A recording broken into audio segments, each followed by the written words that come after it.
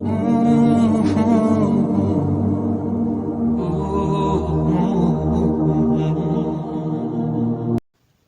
ہے اللہ کی رضا میں راضی کیسے ہوا جاتا ہے، اللہ کو جان کر اور اللہ کو کیسے جانا جاتا ہے، اللہ کی محبت دل میں ڈال کر، اور اللہ کی محبت دل میں کیسے ڈالی جاتی ہے، مسلسل اللہ کی طرف رجوع کر کے۔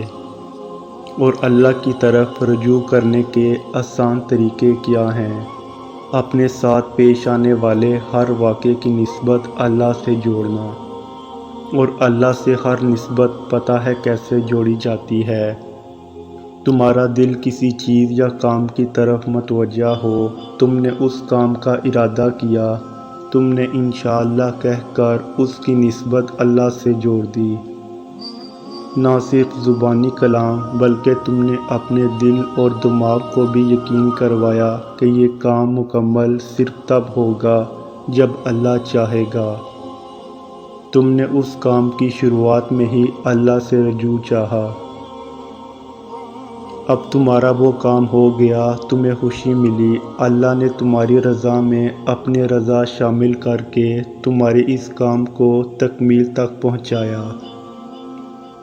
اب تمہیں اللہ کی طرف کیسے رجوع کرنا ہوگا؟ الحمدللہ کہہ کر، کیونکہ سب تعریفوں کا کریڈٹ تو صرف اللہ کی طرف جاتا ہے، جس نے تمہارے اس کام کی تکمیل میں ہر طریقے سے اپنی مدد شامل کی۔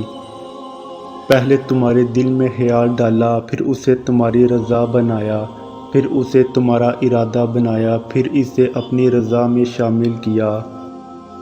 تب اللہ تمہیں اپنی رضا میں راضی کر دیتا ہے، تمہیں اپنا آپ اچھا لگنے لگتا ہے، تمہیں اللہ سے جڑی ہر شے جو اس تک لے جائے اچھی لگنے لگتی ہے، اور تب پتہ ہے کیا کہنا ہوتا ہے، جو اللہ نے چاہا اور بے شک اس نے بہترین چاہا۔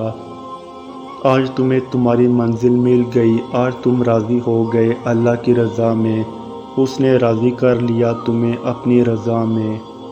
بے شک وہی اکبر ذات ہر چیز پر قادر ہے، تم سے زیادہ خوش قسمت کون ہوگا؟ کیا اس سے بڑی عطا بھی کوئی ہو سکتی ہے؟